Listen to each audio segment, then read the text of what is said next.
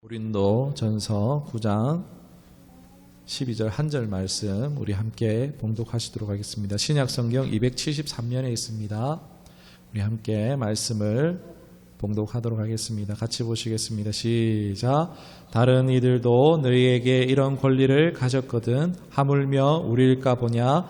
그러나 우리가 이 권리를 쓰지 아니하고 범사에 참는 것은 그리스도의 복음에 아무 장애가 없게 하려 함이로다. 아멘. 저 이야기를 잠깐 하면은 정말 하나님의 그 복음으로 말미암아서 정말 저는 제 스스로가 예수 안에서 복음 안에서 인생 역전했다라는 그런 참 부끄러운 고백을 하게 되어집니다. 제 입으로 이렇게 하려니까 부끄러운 겁니다. 예수님이 부끄럽다는 게 결코 아닙니다. 예수님으로 말미암아서 참 부족한 사람을 목사로 세워주셨습니다. 제 개인적으로 있어서는 정말 가문의 영광이라고 할 수 있습니다. 무한한 하나님의 감사할 제목입니다. 그러나 사실 이 목사라는 타이틀에 걸맞지 않은 그런 못한 저 자신을 보면서 참 많이 부끄럽고 죄송스러울 때가 많습니다. 매일 그러나 넘어지지만 또 매일 하나님 사랑하기로 결단하며 그렇게 반복하는 삶을 살고 있습니다. 그러면서 알게 되는 것이 하나님께 영광을 돌리는 것이 무엇인가라는 것에 대해서 많이 생각하게 됐는데, 자칫 내가 예수님이나 교회를 위해서 뭔가 하는 것이 영광 돌리는 것이라고 참 생각할 때가 있는데, 그것이 아니고 예수님의 영, 바로 성령님의 음성을 듣고 따르는 것이 바로 하나님께 영광이라는 것을 깨닫게 해주셨습니다. 마태복음 7장 21절에서 23절 말씀 한번 찾아보도록 할게요. 마태복음입니다. 마태복음 7장 21절에서 23절의 말씀 우리 함께 보도록 하겠습니다. 마태복음 7장 21절에서 23절 말씀입니다. 신약성경 10페이지에 있습니다. 우리 찾으신 줄 알고 함께 말씀을 봉독하겠습니다. 나더러 주여 주여 하는 자마다 천국에 들어갈 것이 아니요 다만 하늘에 계신 내 아버지의 뜻대로 행하는 자라야 들어가리라. 그날에 많은 사람이 나더러 이르되 주여 주여 우리가 주의 이름으로 선지자 노릇을 하며 주의 이름으로 귀신을 쫓아내며 주의 이름으로 많은 권능을 행하지 아니하였나이까 하리니, 그때에 내가 그들에게 밝히 말하되 내가 너희에게 도무지 알지 못하니 불법을 행하는 자들아 내게서 떠나가라 하리라. 아멘. 주여 주여 한다고 참 무서운 구절이죠. 주여 주여 한다고 천국에 가는 게 아니다라고 말합니다. 그리고 예수의 이름으로, 이들은요 예수의 이름으로 좋은 일을 했어요. 예수의 이름으로 귀신을 쫓고 예수의 이름으로 병을 고치고 예수의 이름으로 선한 일들을 많이 했던 사람들입니다. 그런데 예수님 뭐라고 하십니까? 내가 너희를 도무지 알지 못한다. 나에게서 떠나가라 라고 말씀하십니다. 이 말씀으로 어떤 사역자가 말하기를 이런 이야기를 했습니다. 천국은 예수를 위해서 한 것이 기록되는 것이 아니라 예수님이 나를 통해서 하신 것만이 기록된다라고 이야기했습니다. 저는 이 이야기가 굉장히 충격적으로 다가왔습니다.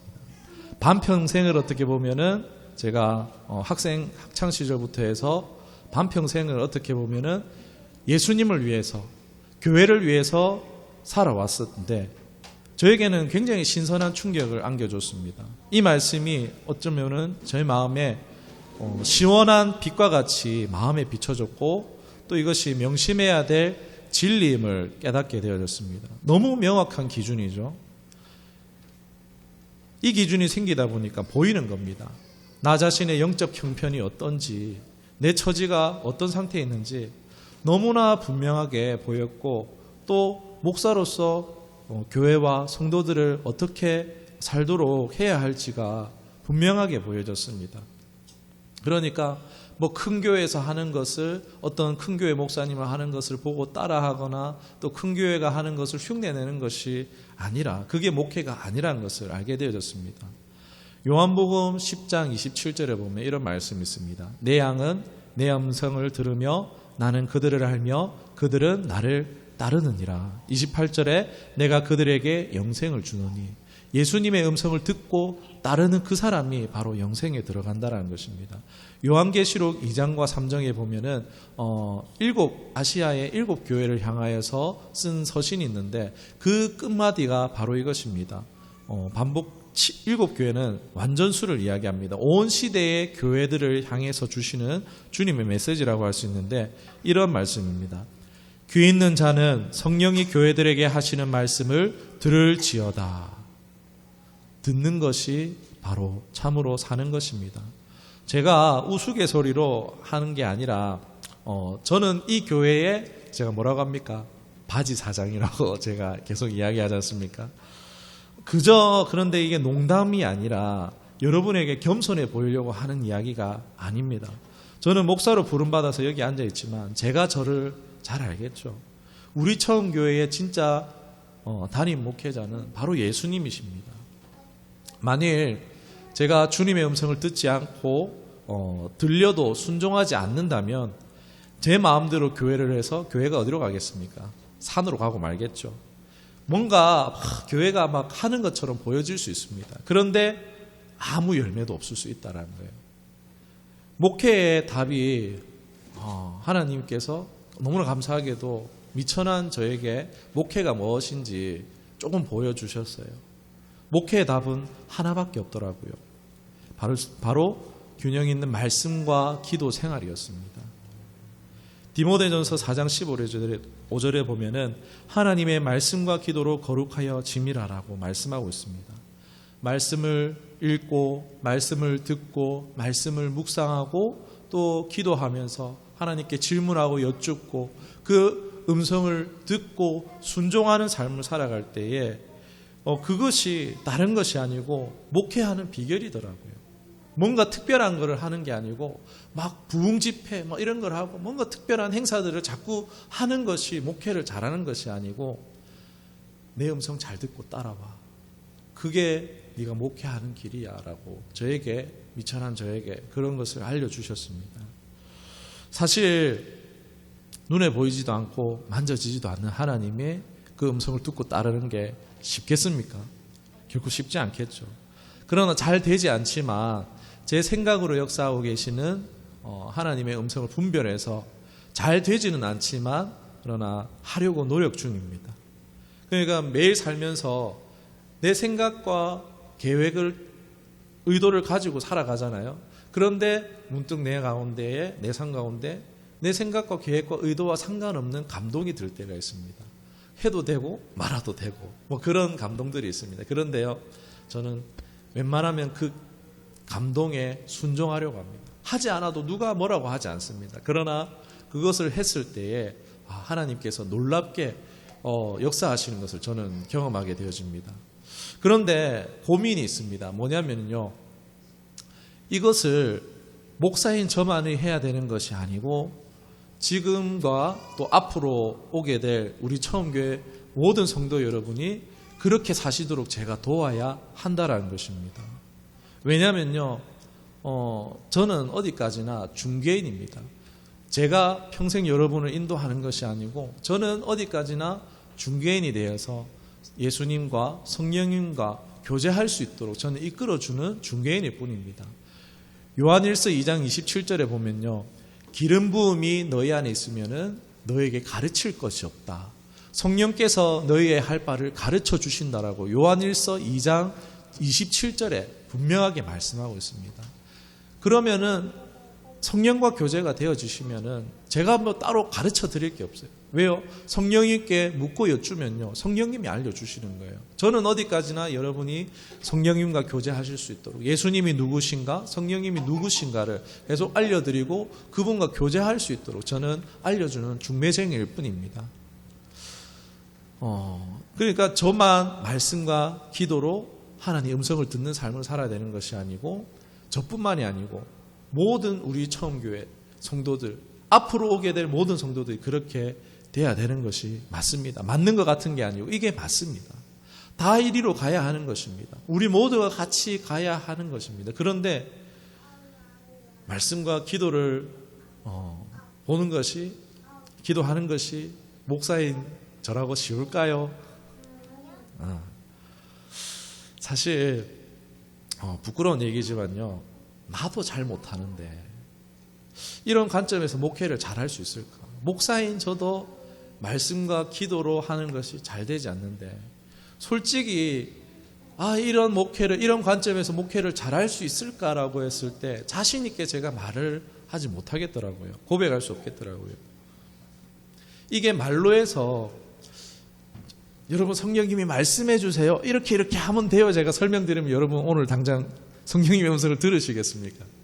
이게 말로 해서 이해한다고 되는 것이 아니고 제가 지식과 방법 이런 것들을 알려드릴 수 있어요. 성경적인 배경과 지식이나 이런 것들을 알려드릴 수는 있지만 이건 경험해야 되는 거예요.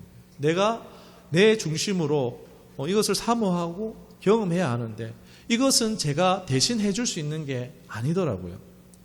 하나님 어떻게 해야 됩니까? 라고 하나님께 여쭈었을 때 다른 답이 없더라고요. 기도하는 수밖에 없더라고요. 이게 목회더라고요. 왜 그래서 사도들이 말씀과 기도에 전무해야 했던 그 이유가 무엇인지를 최근에 하나님께서 알게 해주셨습니다. 그러니까 궁극은요, 말씀과 기도입니다. 이 말씀과 기도가 우리 인생의 답이 되어집니다. 뭐가 어려워서 못할까요? 하면 되지. 이 말씀 있잖아요. 말씀 읽으면 되잖아요. 왜 말씀을 읽는 게 어렵습니까? 기도하면 돼요. 기도하면 되잖아요. 기도하는 게 뭐가 어렵습니까? 하면 되지. 막 제가 앞에 서가지고 여러분 말씀과 기도가 답입니다, 말씀과 기도를 하십시오, 말씀과 기도가 최우선 되십시오, 막 이렇게 앞에 서서 소리칠 수도 있겠죠. 그런데 그러지 않느냐, 제가 왜 그러지 않느냐, 목사라도 제가 압니다. 저도 잘 안 됩니다. 알아도 잘 안 돼요. 제가 부교육자 생활을 하면서 시간이 좀 생기면 내가 더 말씀 보고 시간이 생기면 더 기도할 텐데 그럴 줄 알았습니다. 그렇죠, 사모님? 네. 그럴 줄 알았습니다. 그런데 막상 제가 이제 안식일로 들어가고 그런 그 기도로 준비해야 되는 그 시간들이 주어졌을 때 제가 어떻게 했을까요? 말씀과 기도에 전무했을까요? 막상은 안 되더라고요. 목사라도 이게 직업적으로 말씀을 읽고 직업적으로 기도를 해야 되는 순간들이 참 많잖아요. 이해를 하실지 모르겠습니다. 이게 말씀과 기도가 진리였다라는 게 이해가 되실지 모르겠어요. 막 계속 이거 직업적으로 말씀과 기도를 하다 보니까는 질려버리는 거예요. 그러니까 똑같은 걸 계속 반복해서 하고, 또 이게 아무리 좋은 것도 해야 해서 하면은 아무리 좋은 것도 어떻게 됩니까? 싫어질 수가 있는 것처럼 이게 직업적으로 또 말씀을 보고 하다 보니까는 개인적으로 말씀을 보고 개인적으로 기도하는 것이 잘 되지가 않더라고요. 그러면서 막 되게 다운이 돼가지고 제가 솔직히 너무 부끄러운 얘기지만 나 하나님이 막 좋게 느껴지지가 않는다라고. 여러분, 목사 입에서 이런 말을 하는 거 충격 아닙니까? 목사하면은 하나님이 너무 좋아가지고 우리 하나님 최고야, 우리 하나님 좋아, 이래야 되는데 목사인 저도요, 이 말씀과 기도가 안 되는 거예요. 하나님이 가깝게 느껴지지 않아. 하나님이 막 좋아야 되는데 하나님이 좋지가 않아. 이런 마음이 들더라고요. 말씀과 기도요, 자신과의 싸움이라고도 할 수 있습니다. 그런데 그것도 맞는데 그 시간이 너무 길어지더라고요. 계속 목사의 이상과 현실의 목사인 저를 볼 때 그 괴리가 너무 커서 거기서 오는 자괴감, 거기서 오는 뭔가 패배감 때문에 계속 자신이 없어지고, 심할 때는 내가 목사 맞나? 내가 이대로 목사 계속 해도 되나? 막 이런 사명감조차도 흔들릴 때가 있더라고요. 이럴 때는 예수 이름면 마귀가 떠나갈지어다 이러면서 그런 생각을 물리치는데, 그러기를 계속 반복하면서 깨닫게 된 것이 있습니다. 바로 해야 한다라는 의무감이 함정이었습니다. 해야 한다라는 의무감. 내가 누구니까, 내가 이러니까 내가 이거 해야 돼라는 의무감으로 했을 때에 우리가 알미 옵니다. 말씀을 들으면요, 깨닫는 알미 옵니다. 이것은 당연히 내 마음으로도 생각해도 옳은 거예요. 옳은 게 우리 안에 있으면 어떻게 됩니까? 해야 하는 거예요. 우리 안에 들어왔을 때 처음은요, 기쁨으로 새로운 것을 하기 때문에 기쁘게 하지만, 그러나 이게 점점 어떻게 됩니까? 우리 새해 때마다 결단하죠. 올해는 말씀 보리라. 결단하셨습니까? 안 하셨습니까? 올해는 일독하리라. 결단하셨습니까? 안 하셨습니까? 네, 잘하고 계십니까? 할렐루야. 그런데 이게 처음에는 기쁘게 열의를 가지고 있다가 어느 순간이 되면은 훅 떨어지죠. 언젠가는 이제 막 이게 숙제처럼 돼버립니다. 이거 내가 왜 하고 있는 거야? 내 바쁜데 이거 왜 하고 있는 거야? 이러면서 숙제가 돼요. 그래서 막 밀린 숙제를 하는 것처럼 막 마감을 하듯이 막 버티듯이 살듯이 막 그렇게 되는 거야. 목사인 저도 지칠 때가 있잖아요. 스트레스 있잖아요. 저라고 고민이 없겠어요. 앉아 계세요. 자꾸 일어나지 말고. 그래서 어떻게 합니까? 인터넷도 하고 싶고 막 코에 바람도 넣고 싶고 막 그래요. 그런데 막 제가 그런 시간 갖는다고 누가 뭐라 할 사람이 있습니까? 뭐라 하신 적 있어요? 없죠. 제가 그런 시간 갖는다고 뭐라 하지 않습니다. 아무도. 이건 자기 권리잖아요. 자기의 쉬는 시간 가지고 뭔가 쉼을 가진다는 건 자기 권리잖아요. 그러면서도 마음속 깊이요, 참 성도를 위해서 기도해야 하는데 말만 하지, 이게 제가 정말 여러분을 위해서, 우리 성도님들을 위해서 당당히 기도했습니다라고 참 말하기 부끄럽더라고요. 참 죄송스럽고 민망할 따름입니다. 성도님들의 사실 안타까운 그런 소식을 들을 때마다 내가 참 기도 안 해서 그런 것 같다는 생각에 저도 참 마음이 무너지더라고요. 그런데 성령님께서는요, 계속 의무감으로 내가 목사라서 해야 되는데 이런 의무감에 젖어 있을 때 여기에 또 성령님께서 새로운 것을 알게 해주셨어요. 깨닫게 해주셨어요. 뭐냐? 사랑이 없다.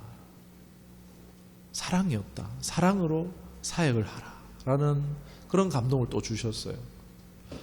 아니, 제가 그런 감동을 받고서, 성령님 주신 음성이 이런 것이었는데, 제가 그 감동을 받고 나서요, 솔직히 이런 마음이 들어요. 아니, 하나님, 아직 제가 아주 사랑하지는 않지만 하나님 사랑합니다라고. 주님 여러분 사랑하고 축복합니다. 제가 여러분을 사랑합니다. 그런데 아주 많이는 아니지만 사랑하고 있어요. 아니, 이런 마음이 들더라고요. 그런데 네가 진짜 사랑하면 너의 권리조차도 포기할 수 있다는 것을 깨닫게 해주셨어요. 그러니까 내 생각과 뜻과 계획, 그러니까 내 휴식과 내 즐거움도 이러한 것이 의무감은 아니라, 의지적으로가 아니라 사랑으로, 내가 사랑하면 포기할 수 있다는 거예요. 내가 할 수 있는 자기 권리조차도 사랑하면 포기할 수 있다는 것을 깨닫게 해주셨어요. 의무감은 어떻죠? 뭔가 내가 의지로, 결단으로 내가 올해 이렇게 할 거야, 올해는 내가 건강해질 거야, 내가 다이어트 할 거야, 의지로 막 하지만 우리 작심삼일이라 그러잖아요. 그런 것처럼 자신의 의지로 억제함으로 하는 거지만 시간이 지나면 지침으로 실패하게 됩니다. 잘 해는 성공하는 사람도 들어있기도 하지만은, 그런데 그 동기가 내 의지가 아니라 사랑으로, 스스로 이제 자발적인 자기 권리에 대한 포기로서 할 수 있는 것을 알게 해주셨습니다. 그러니까 되게 해야 하는 것이 아니라 되어지는 것이 바로 사랑으로 하는 것임을 알게 해주셨습니다. 내가 하고 싶은 것보다 그게 뭐든지 주님을 위해서 지금 내가 우선해야 할 것이 가장 최선이 뭐냐? 말씀과 기도에 전무하는 것이구나. 내가 우리 처음교회 성도님들을 위해서 최고로 할 수 있는 것이 뭘까? 하나님, 아직 우리 성도님들이 들으시는 분도 있고 하지만은, 그러나 아직 미숙한 부분들에 대해서 내가 더 기도하고 민감하게 반응해서 하나님이 말씀하시는 것이 뭔지 귀 기울여서 듣고 내가 더 민감하고 내가 더 예민해야 되겠구나. 그러기 위해서는 말씀과 기도에 더 집중해야 되겠구나 라는 것을 알게 해주셨어요. 그런데 그게 막 의무감으로 하려니까 되지 않았었는데, 그것이 사랑함으로써, 하나님을 사랑하고 우리 처음교회 성도님들을 사랑함으로써 사랑하니까 우리가 포기할 수 있잖아요. 그 아내도 어떻습니까? 저희 아내 같은 경우도 선교사의 꿈이 있었어요. 정말 중국을 품고 열방을 품고 기도했어요. 그리고 워십으로서 하나님 앞에 영광 돌리는 것을 가슴에 뜨거운 열정을 가지고 있습니다. 그런데 어때요? 저를 사랑함으로써 포기한 것이 아니고 연기되어졌겠죠. 그러나 당장은 포기한 것과 다름이 없잖아요. 그러니까 사랑함으로써 우리가 내어줄 수 있는 거예요. 엄마들 어때요? 엄마들 자식을 위해서 자신의 신체 부위를 내어주잖아요. 그런 것처럼 사랑하면은 내어줄 수 있더라고요. 사랑하면은 마땅한 자기 권리를 포기할 수 있더라고요. 애기 뵈면 어때요? 몸매 다 망치잖아요. 애기 뵈면은 내 몸에 있는 영양분 다 내주잖아요. 그런 것처럼 사랑하기 때문에 내어줄 수 있잖아요. 사랑하기 때문에 자기 권리를 포기할 수 있다는 것을 알게 해주셨더라고요. 사랑하는 만큼 자기 권리를 포기할 수 있구나. 그렇다면 나는 얼마나 포기하고 있지? 라고 질문을 했을 때, 내 사소한 것 하나, 아내와의 관계에서도 뭔가 잘 지내가다가도 뭔가 내 사소한 자기 권리의 침해를 받는 것 같을 때, 그때 뭐라 하는 거죠. 아내는 저를 위해서 얼마나 많은 것을 포기했는데 그것도 모르고 막 아내 보고 막 뭐라 하는 거죠. 사랑하면은 자기 권리를 포기할 수 있더라고요. 마땅한 권리조차도 포기할 수가 있더라고요. 그러기 위해서는 우리가 저로서는 이러한 민감성을 가져야 되겠더라고요. 그러기 위해서는 방해되는 것들, 그게 절대 죄가 아니더라도 내려놔야 하겠더라고요. 중요한 것을 참 깨닫게 해주셨던 것 같습니다. 하나님 나라의 일은 의무감이 아니라 바로 사랑으로 하는 것임을, 그렇게 할 때에 기쁨으로 할 수 있어짐을 우리 하나님께서 배우게 하여 주셨습니다. 우리 하나님을 사랑함으로써 정말 아직 내가 하나님 사랑을 잘 모르겠다. 그러면 하나님 사랑을 먼저 구하시면 됩니다. 그러나 내가 하나님의 받은 사랑과 은혜가 많다면요, 그 하나님을 사랑함으로써 우리가 하나님 나라의 일을 감당할 수 있을 줄 믿습니다. 우리 하나님은요, 우리를 위해서 자기 아들을 포기하셨습니다. 자기 권리를 내어주셨어요. 예수님은요, 신의 형상으로 존재하셨지만은 우리를 위해서 인간의 형상으로 오셔서 영원히 사시게 됐어요. 이제 영원히 신의 형상으로 돌아가지 못하고 인간의 형상으로 사시는 거예요. 그래서 성령님은 어떻습니까? 천상에 계실 수 있어요. 천국에 거하실 수 있는데 천국에 거주하지 않으시고 바로 누추한 우리 마음에 오셨어요. 죄의 쓰레기로 가득한, 죄의 배설물로 가득한 우리 가운데 오신 거예요. 좋은 집 내어놓고 사랑해서 못 사는 집에 결혼 오는 것처럼 성령 하나님이 지금 예수를 주로 시인하는 우리의 그 심령 가운데 오셨어요. 내 주어진 자리 가운데에서 모든 영역에서 정말 사랑으로 자기의 권리를 포기하면서 살아갈 수 있는 은혜가 있기를 주님의 이름으로 축원합니다.